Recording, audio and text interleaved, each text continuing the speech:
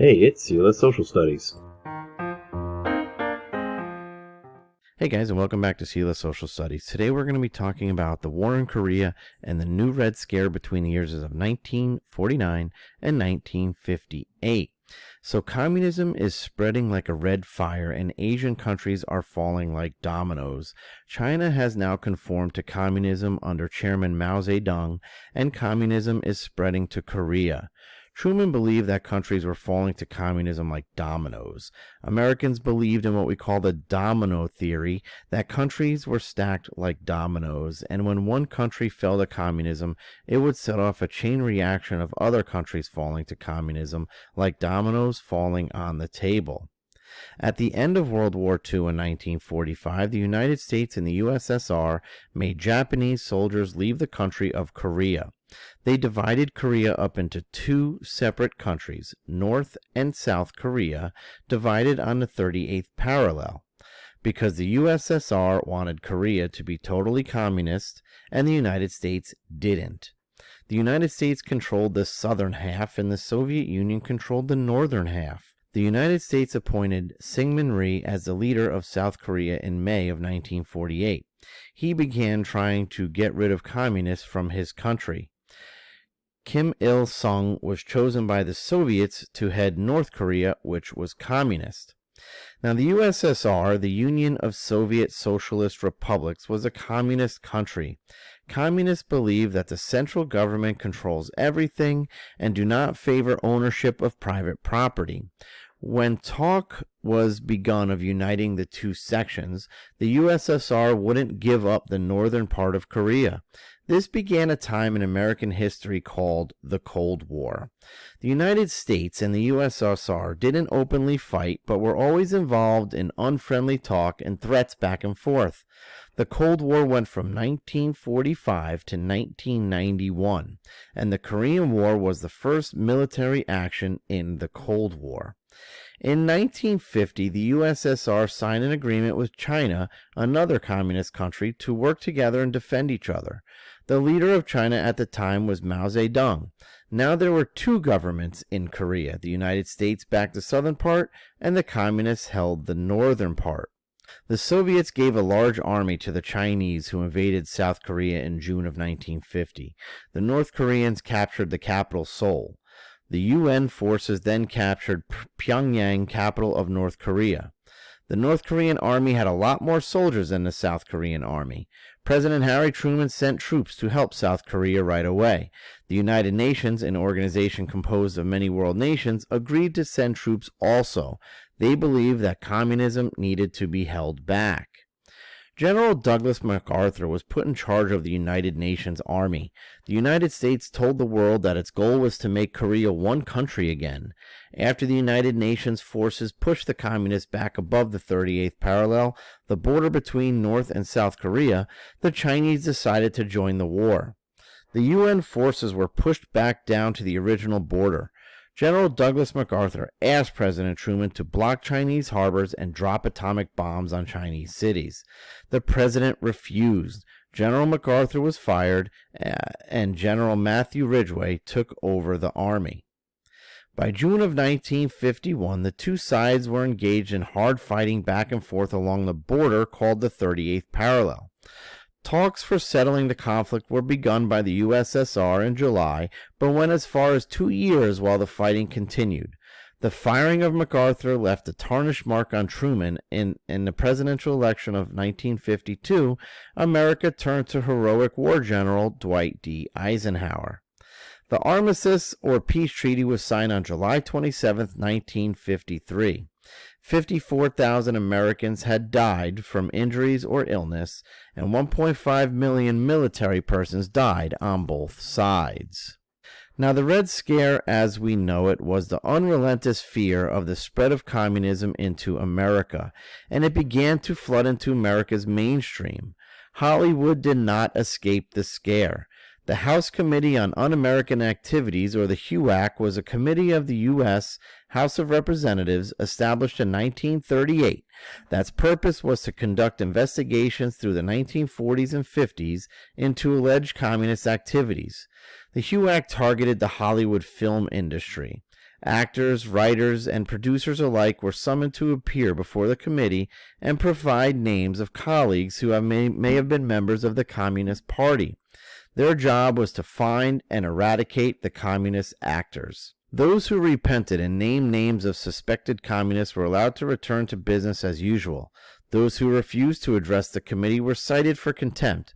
Artists who were uncooperative were blacklisted from jobs in the entertainment industry. Many years passed until their reputations were restored. Were there in fact communists in America? The answer is undoubtedly yes, but many of the accused had attended Communist Party rallies years before the hearings because it had been fashionable to do so in the 1930s. The Soviet spy ring did penetrate the highest levels of American government, and the majority of the accused were innocent victims. All across America, state legislatures and school boards mimicked Senator Joe McCarthy and HUAC. Thousands of people lost their jobs and had their reputations tarnished. So are you now, or have you ever been a member of the Communist Party?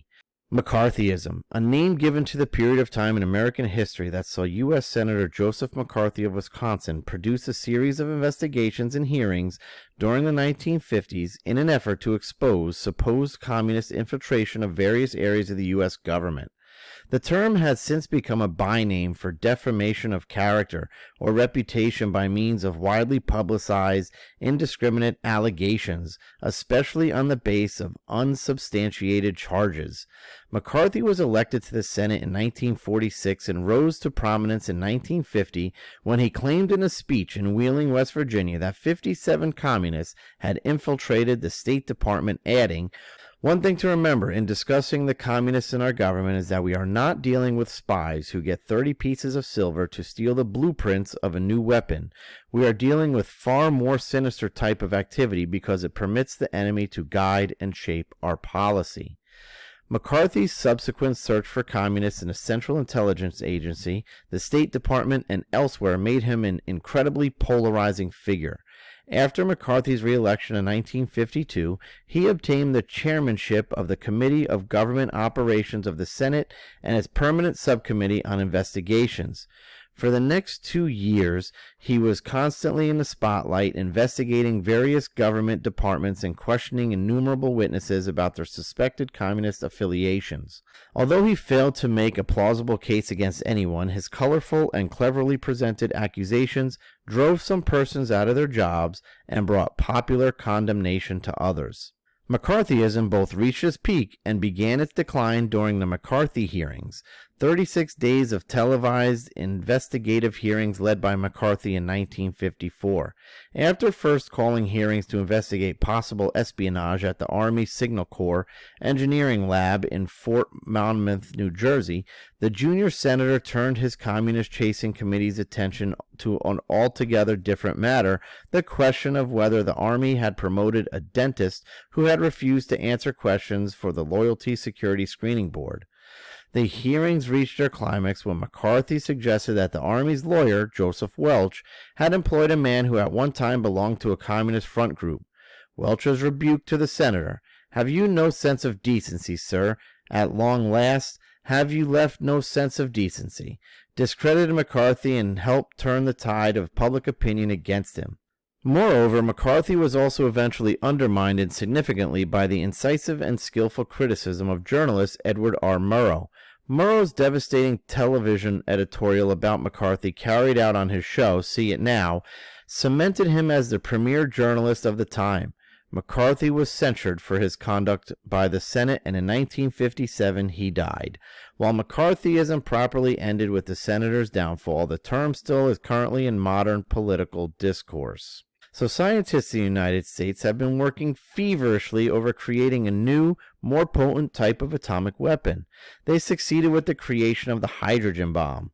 While ground zero for the atomic bomb that was dropped on Japan spread to a little over 2 miles, the ground zero footprint for the hydrogen bomb will spread over 20 miles. This is a great improvement to the killing machine. This was the beginning of the nuclear arms race between the United States and Russia. Which country would build more nuclear weapons than the other? The United States' use of nuclear weapons at the end of World War II led to a determined and soon successful effort by the Soviet Union to acquire such weapons, followed by a long-running nuclear arms race between the two superpowers. The Soviet Union conducted its first nuclear tests in 1949. At the end of 1956, the United States had 2,123 strategic warheads, and the Soviet Union had 84. Those numbers increased rapidly over the subsequent 30 years. The U.S. arsenal peaked in 1967 at more than 31,000 warheads, and the Soviet arsenal peaked about 20 years later at more than 40,000. The end of the Cold War by the end of the 1990s appeared to have ended that arms race. Relations remained on thin ice between the United States and the Soviet Union. Eisenhower believed that the United States had a much larger supply of nuclear weapons than the Soviet Union and announced that he would use a policy of massive retaliation. Eisenhower was willing to bring the United States to the brink of war with the Soviet Union to try and ward off an actual war. This became known as Eisenhower's policy of brinksmanship. The Soviet Union hammered down an uprising in Hungary in 1956. Eisenhower, in an effort to reduce tensions, suggested to Soviet Premier Nikita Khrushchev that the United States and the Soviet Union were to be allowed to fly planes over each other's respective country to observe nuclear sites.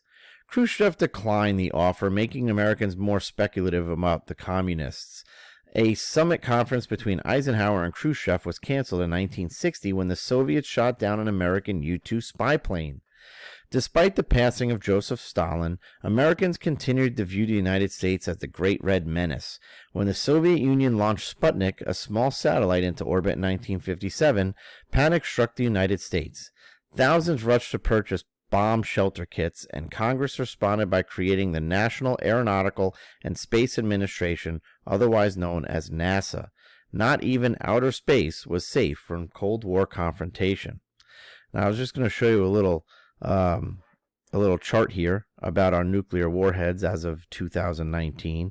You can see there's some retired, some stockpiled, some deployed.